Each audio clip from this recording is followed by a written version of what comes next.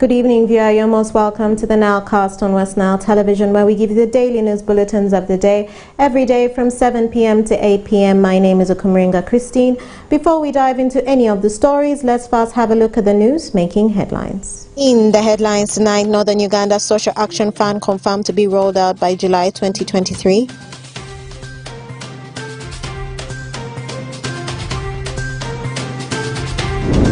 UFAS holds regional mobilization meeting ahead of the Uganda National Agriculture Extension Week 2023.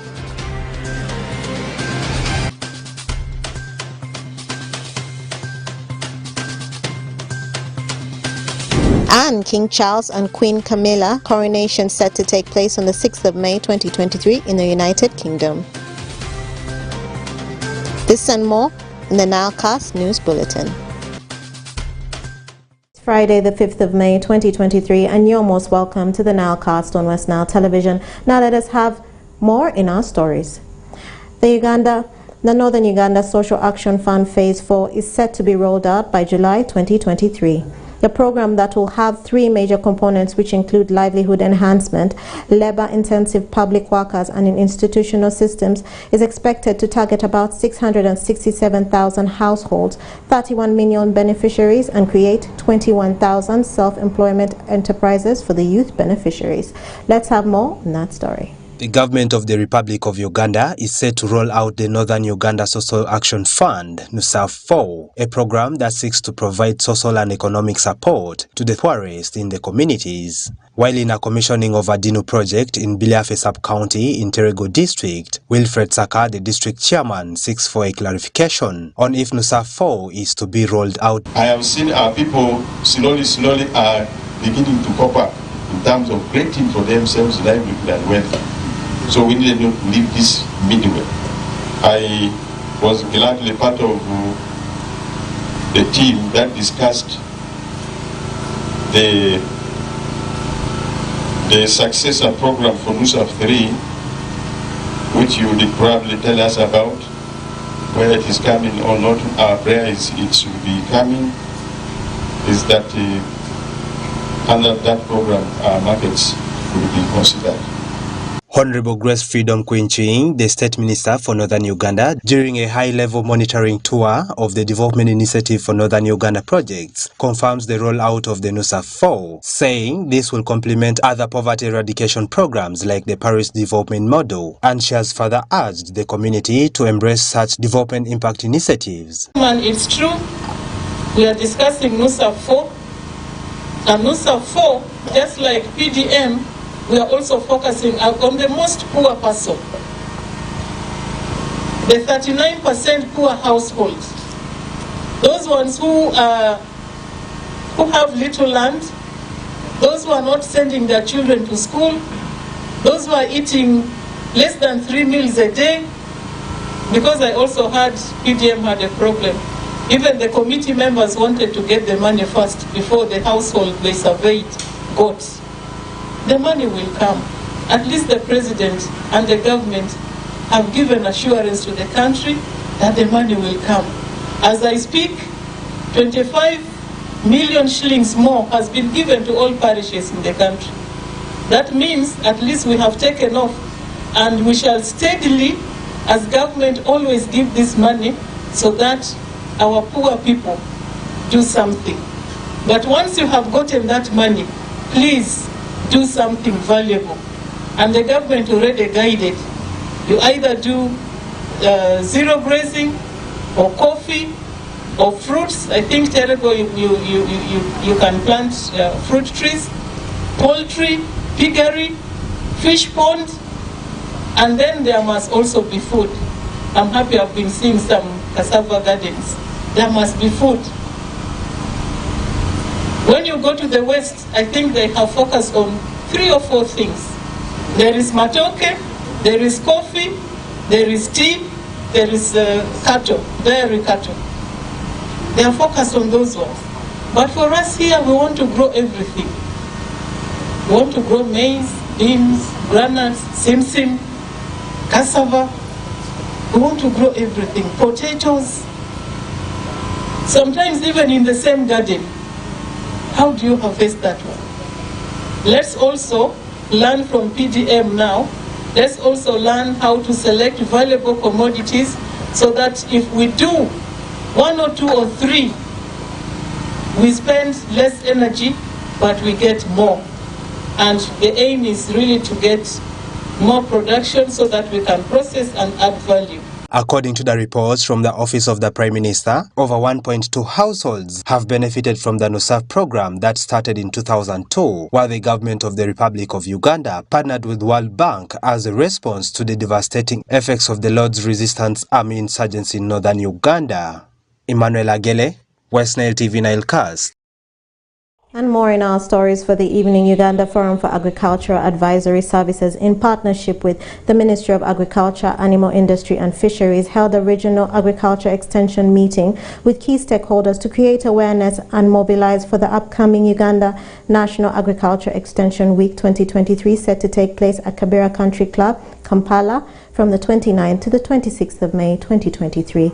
Let's have more in that story. Uganda Forum for Agriculture Advisory Services, in partnership with the Ministry of Agriculture, Animal Industry and Fisheries, held a regional agriculture extension meeting with key stakeholders like CEFOD, Palm Corps, Abizadi, Arua District and Arua City local government to debate on the critical agriculture development issues within the region ahead of the planned Uganda National Agriculture Extension Week 2023, set to take place at Kibera Country Club in Kampala from the 23rd to the 26th of May 2023. So our purpose for today's meeting is to create awareness and mobilize for the upcoming event for the National Agriculture Extension Week, which is due to take place from 23rd to 26th of May this year.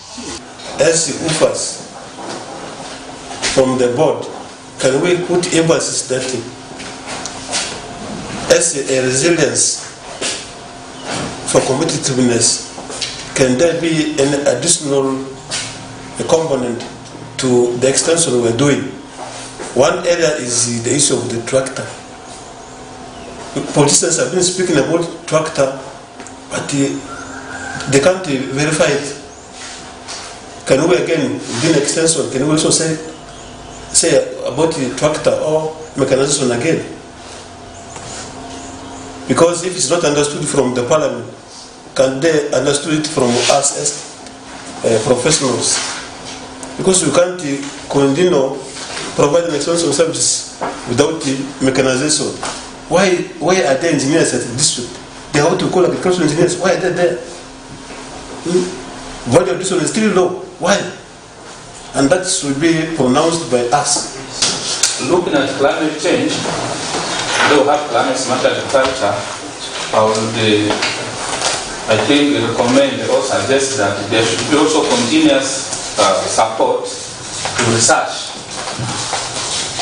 because we have seen our organization narrow here coming up with new, let's say, varieties of seeds to fight this virus here.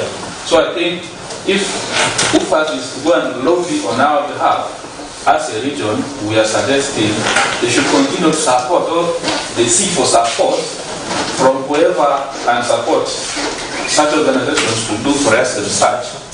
Yes, if you look at the interventions that currently we are having, I could say we have a lot of problems.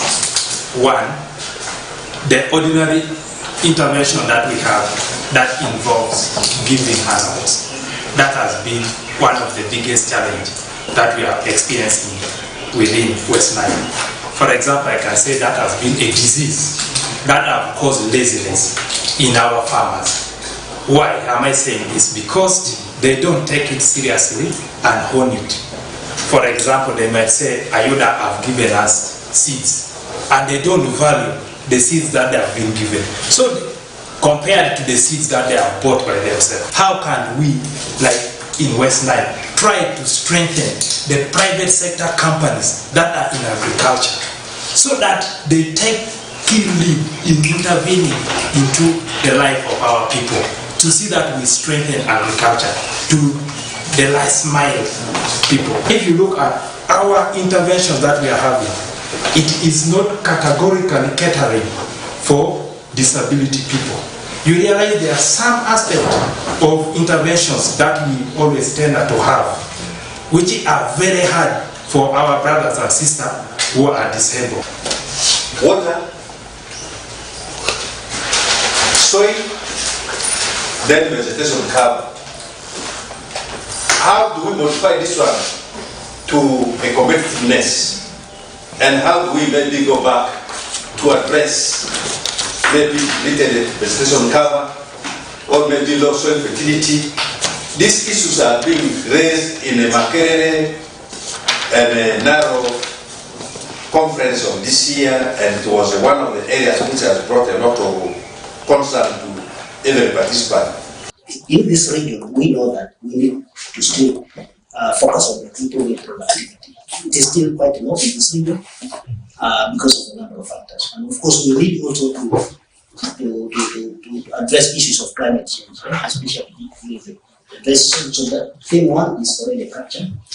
And then the other element that has been mentioned already is the element of linking the farmers to the market, which falls under theme 3.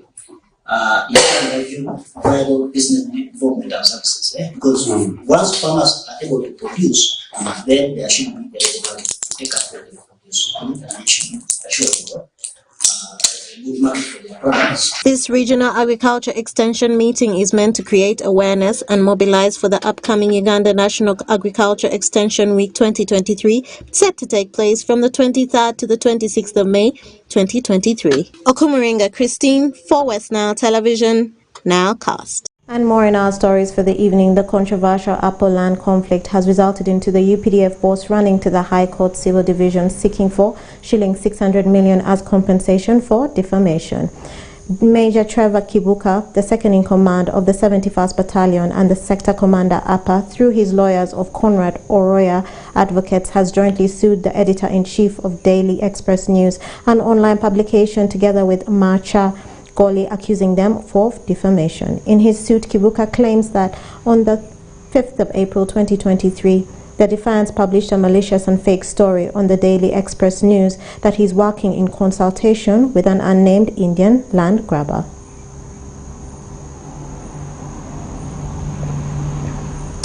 And to end our Nilecast for the evening, in the international news, the coronation of Prince Charles III and his wife Camilla as the King and Queen of the United Kingdom and the other Commonwealth realms is set to take place on Saturday the 6th of May 2023 at Westminster Abbey in the United Kingdom. Prince Charles ascended to the throne on the 8th of September 2023 upon the death of his mother, the late Queen Elizabeth II.